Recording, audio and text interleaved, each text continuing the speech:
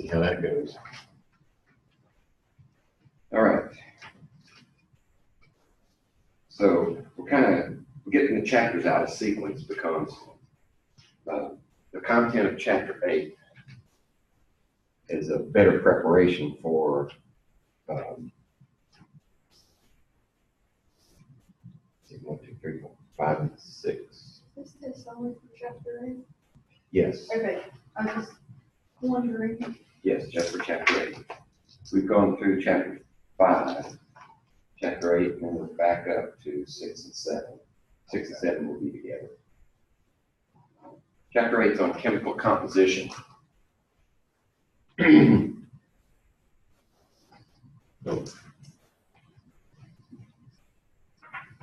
First concept we need to nail down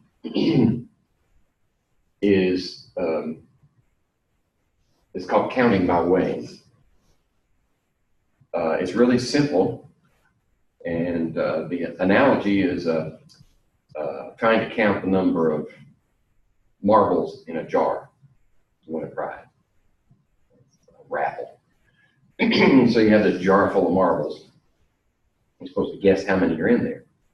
Well, if you were able to take out, say, 10 of them, weigh them, and then put them back in there, and then weigh the whole thing, then you could figure out pretty close to what the number was. Because all you need is the average mass of each object.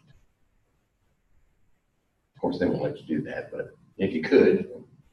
And the reason we need this concept is because we can't count atoms. So all we can do is weigh them, and weigh lots of them, billions of them, to have enough of them to give us a measurable amount. Now, we actually, this concept is for us plebeians, right? People who have the equipment can count individual atoms, but it's extremely expensive, in the high hundreds of thousands of dollars. So for chemistry teachers and students, we have to count by weighing. And here's how it goes. Well, we're going to use jelly beans instead of marbles. How about that? First thing you need to recognize is that all jelly beans don't weigh the same. So what you're actually doing when you sample them is you're getting an average weight. But if you sample enough of them, that should be good enough to use as a conversion factor. It's a dreaded conversion factor word. So if we weigh 10 of them and we get these values for the 10, then all we have to do is add them together and divide by 10. And we got the average mass of each one of the beans, which turns out in this case to be 5 grams. So now, if we were to multiply those, if we knew that there were 1,000 jelly beans in there, of course, it would be 5,000 grams or 5 kilograms.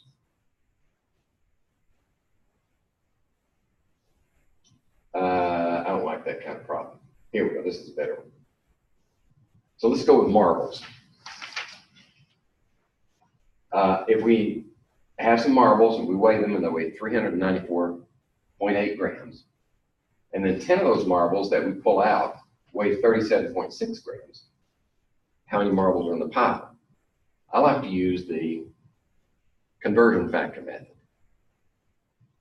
You could get an average mass of each one, which is fine, and apply it to the given mass of 394.80.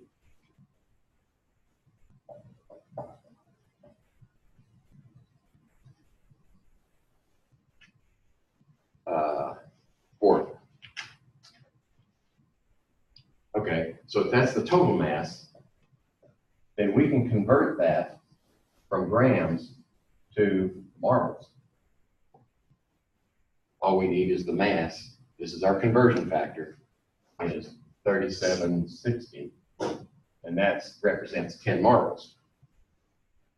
So now we can cancel the grams and give us marbles. If we were to take the average mass of each marble, divide 10 into that, we would just use that conversion factor as one marble is 3.760 grams. So it's the same ratio.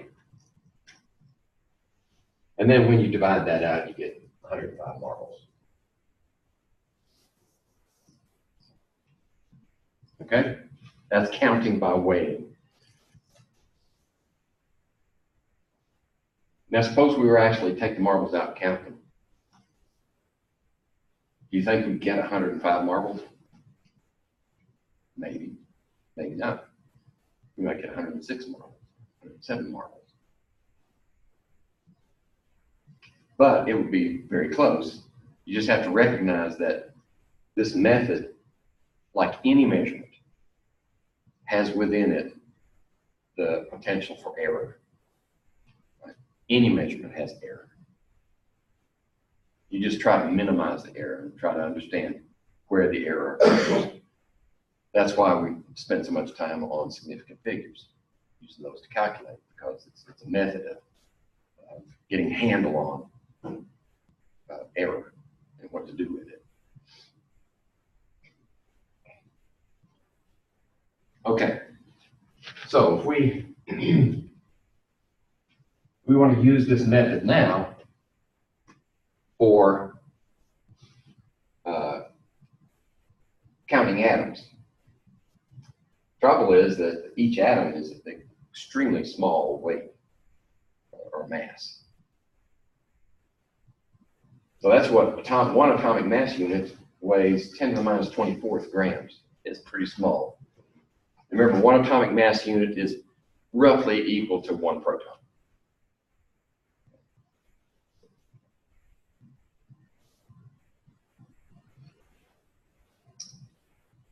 So we've got an overheating projector. Let's hope it doesn't burn out before we're finished. So, and also we have to remember, and I believe we discussed the isotopes. The average mass for naturally occurring element is a weighted average of the abundance of each of the isotopes. Right? We did that, I think. Didn't we?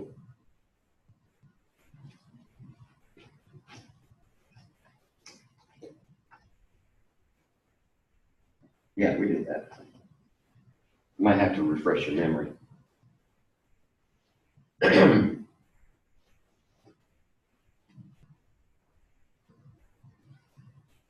So the average atomic mass for carbon is 12.01 atomic mass units. And that's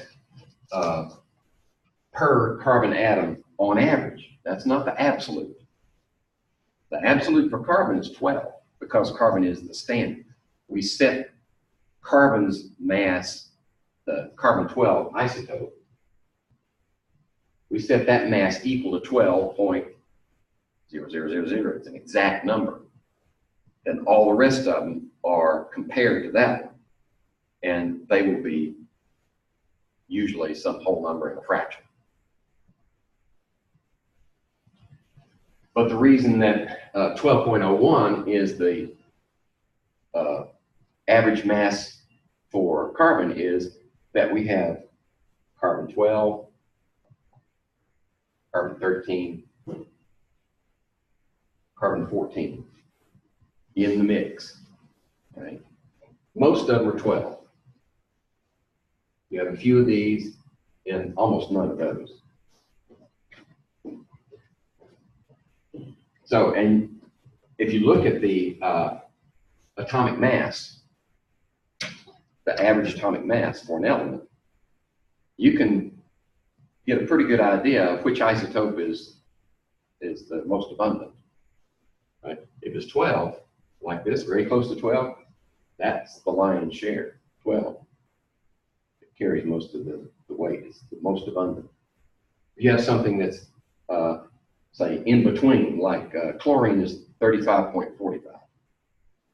So it's probably, it could be a mix of isotopes of 35 chlorine and 36 chlorine, or it could be a large amount of 35 and a smaller amount of 37. But it's weighted toward one end, usually.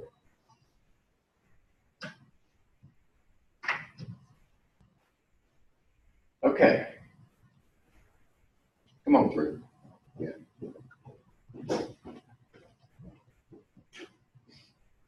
So if we have we have 431 atoms of carbon, calculate the mass of those atoms.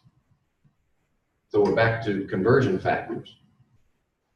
If this is the average atomic mass per atom, we can use it as a conversion factor.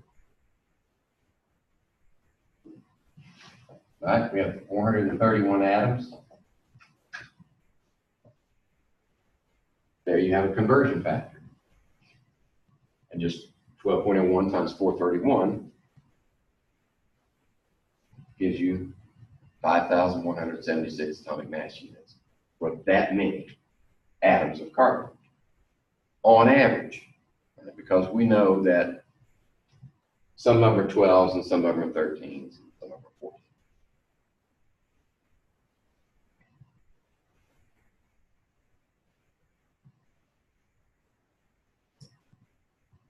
Okay. What will be the mass of 75 atoms of aluminum? Right? You know what the question is. We're looking for the total mass of that many atoms.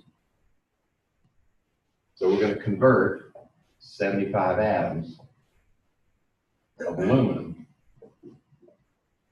to how many atomic mass units? That means we need a value for each of the atoms. And where do we get that? Right over here. Periodic table. And the average atomic mass for aluminum is 26.98.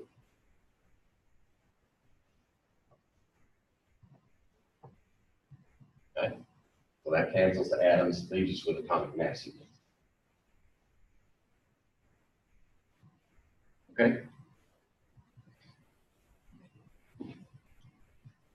Now, we're going to introduce another unit. It's called the mole. The mole is just a number. A number of things equals 1 mole. It's a very large number.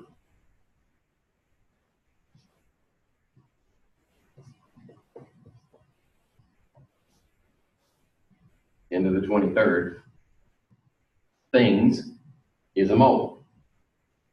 In our case, it could be atoms, could be ions, could be molecules, right? But it's still a mole, so it could be chickens. It could be anything.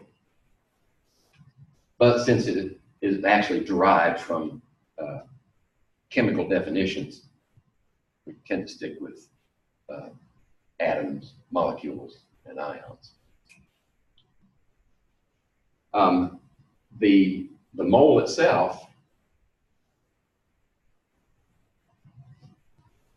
is valuable for the fact that if we have a mole of atoms,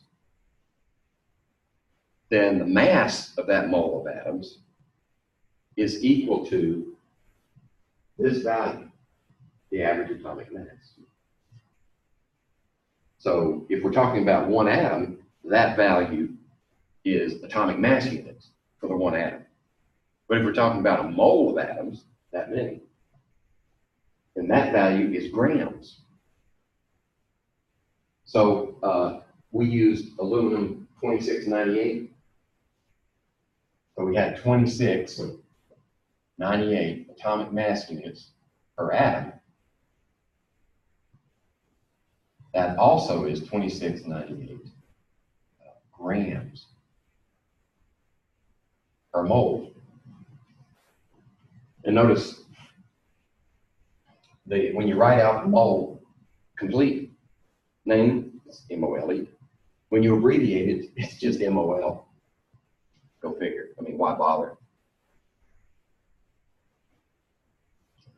Okay, this is called Avogadro's number. It's named after an Italian scientist. I don't know if he was a pure chemist, but he was a scientist for sure. And the concept that he developed was used by others to solve some very serious problems that had developed in the chemical industry and the chemical sciences by the mid-19th century. Okay, we'll talk about that later. But he gets credit and is named the number. Okay. So as long as we have an equivalence, which is this many things is 1 mole, then we can use that as our conversion factor. And that things, we can substitute anything we want to in there for things. We can substitute molecules, whatever you need. Right? But if it's atoms that you substitute in there, then that mass is equal to the molar mass of the atom in grams.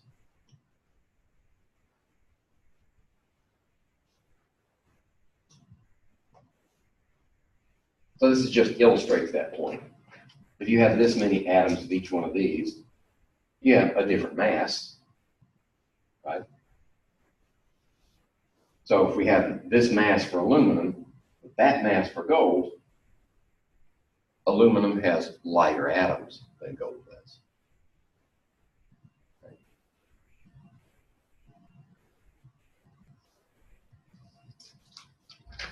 Okay. So how many copper atoms are in 63.55 grams of copper?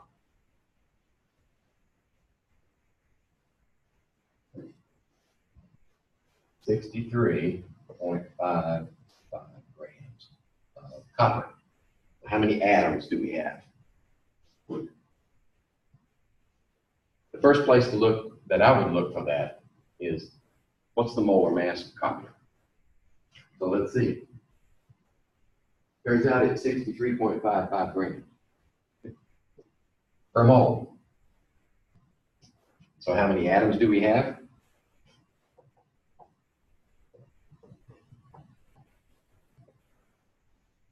If we have 1 mole, we have that many atoms of copper. Okay?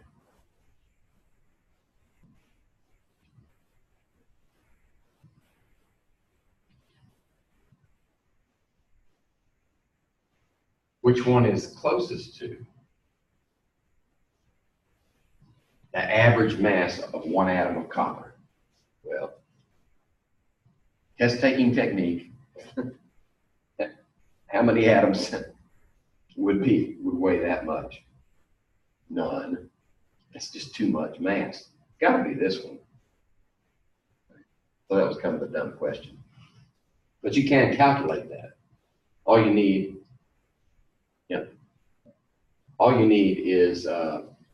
is convert 1 atom of copper to moles. So we have this many atoms per mole. Right? So the atoms cancel, moles cancel, and leaves us with mass. And that's the mass of our 1 atom. Okay? And it should come out to this value right here.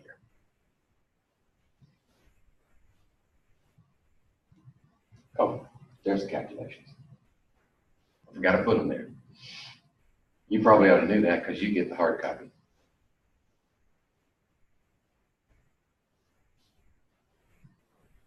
I'm doing on time. We got till 11:20. Mm-hmm. Okay. halfway through. How many iron atoms are there in 4.48 moles of iron? Okay. Whenever your question asks for numbers of something, and you're starting with mass, always think molar mass. Right? That's the key to your conversion, molar mass. So how much does a mole of iron atoms weigh? Well, go to the periodic table, 55.85 grams. Okay, that gives you moles. Now you just convert moles to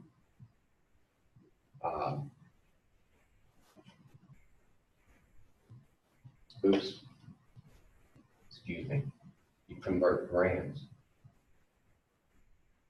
Wait a minute. Oh no. Anybody seen my mistake? I'm chasing my own tail. It doesn't matter. We've already got numbers. We've already got numbers, right? So all we have to do is convert this number to that number.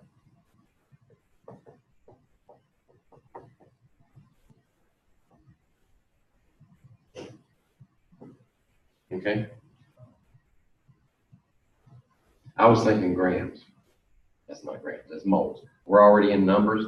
Question asks for numbers. Simple conversion.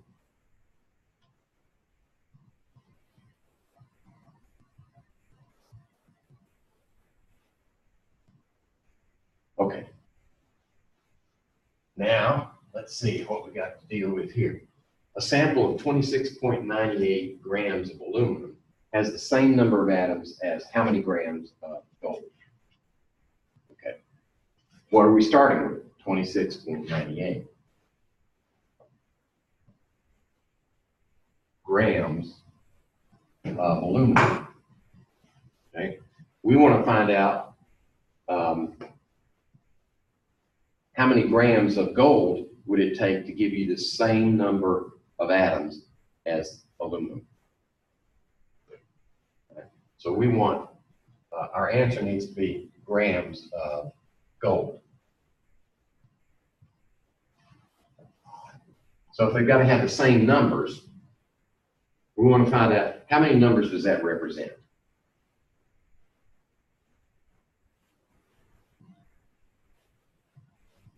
So we're going to convert it to moles first because that is numbers.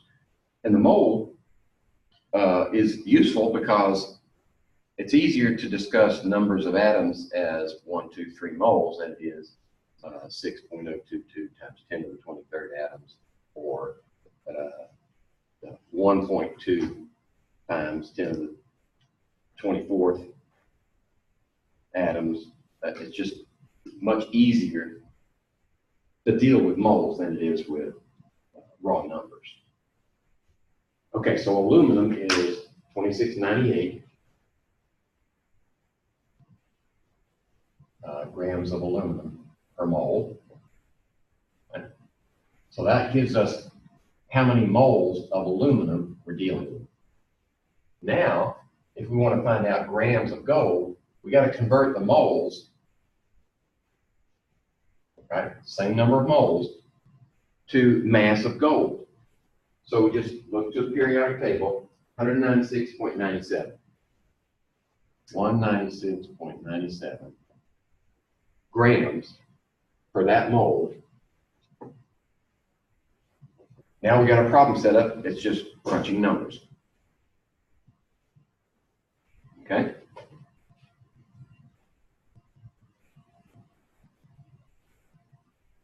Well, of course, we don't even need a calculator for this, do we? Okay.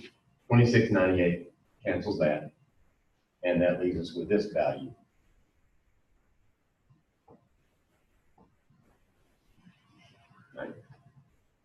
So they're both equal to 1 mole. So that means you just need the molar mass of each one.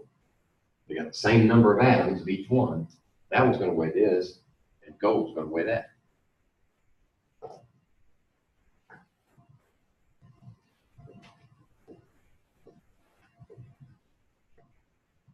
Okay, so we're going to complicate things a little bit.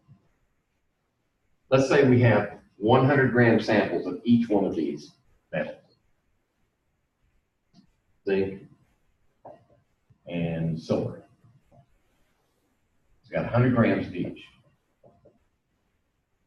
Okay. What are the average atomic mass values for each one? We just looked at the periodic table, right? Where's magnesium? In the second column. 2431.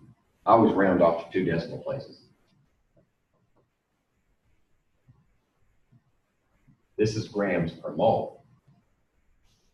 Zinc is what? Zinc is a transition metal. 6538.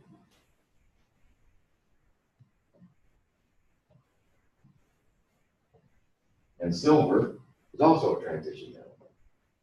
10787.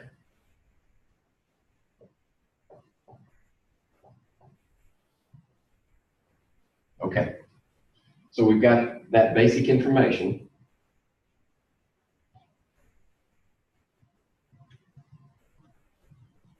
Now, the question is, which one contains the greatest number of atoms? Well, think about it.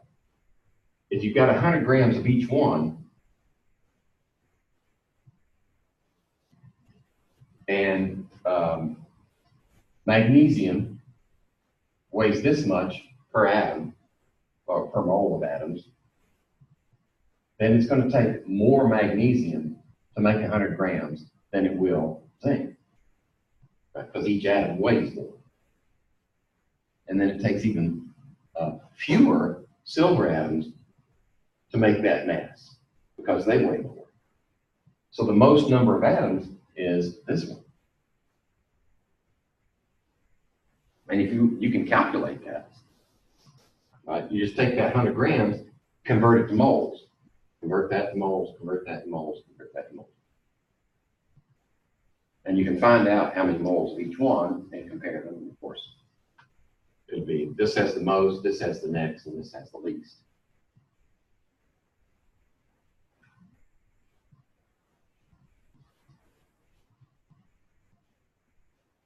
Okay, we're going to use, let's see, silver, zinc, magnesium. I'm going to put them in that order. Silver. Let's try it again. We have silver, zinc, magnesium. And we have 107.9 silver, 7.9 grams, 70 grams of zinc, and 21 grams of magnesium. Okay. Which one, we want to rank these in order of greatest to least numbers. So when it asks for numbers, just think moles. And how many moles do we have with 107.9 grams of silver? Well, the best way to do that, if we just put them in order, we don't have to know exactly how much. We just need to know what are they relative to the number of moles. So 107.9 grams of silver is exactly 1 mole. About 70 grams of zinc. 70 grams of zinc, since it weighs 65.38 per mole, 70 grams is greater than a mole, isn't it? Greater than 1 mole. And 21 grams of magnesium, since it weighs 24.31, that's less than a mole. Okay, so now we can put them in order. Greatest to least. This is greatest. This is next. And this is least. Okay? But you need a calculator. Although, I did the calculation there just to show you I can do the animations. There we go. Okay, we got 5 minutes. Let me see. We got a good stopping place coming up. It stops at 8.4 and 2.5. 8.4, conceptual problem solving. It's just one time. Okay. Oh, this would be a good place to stop then. Conceptual problem solving is just, what's the question? You got to know what the question is. You can't get the answer. And then, what are you given in the problem? Is that enough information? Is it the right information to answer the question? There might be a lot of extra stuff in there. I call it blue smoke that you don't even need. But it also might be missing some information that you can get somewhere else. And that usually means either periodic table, or you use the periodic table to calculate something, or to give you information. Or you look at useful information at the back of the test. And then with that information, you devise a solution. Some are very simple, one-step solution. Some you have to break down into pieces, manageable size pieces. If you try to solve the whole thing in one fell swoop, and it's a multi-step problem, you're gonna have trouble with it. So you gotta be able to sharpen your knife before you come to a test and chop it up. Okay, so we'll pick up here on Thursday, and I'll stop the video, and then when we record the next section of this, I'll just splice them together before I post them.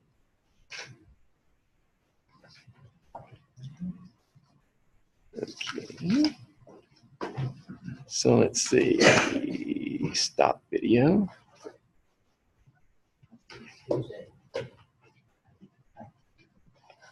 Oh yeah, sorry about that. It's all right. There's an overlap of like 20 minutes, but she said she's all right. Okay.